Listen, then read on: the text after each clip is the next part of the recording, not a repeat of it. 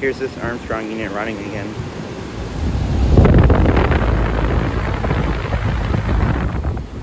Just got a start of this unit.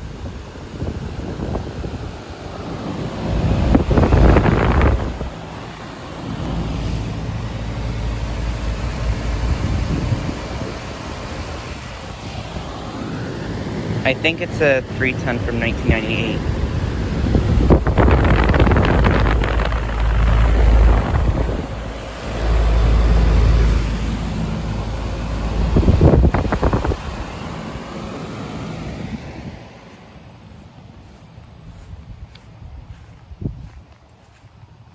These other ones over here are off.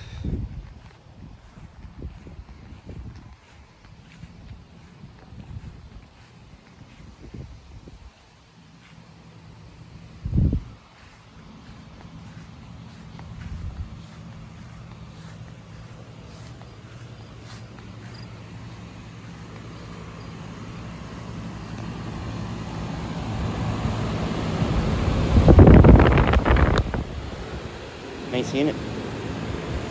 Anyways, thanks for watching.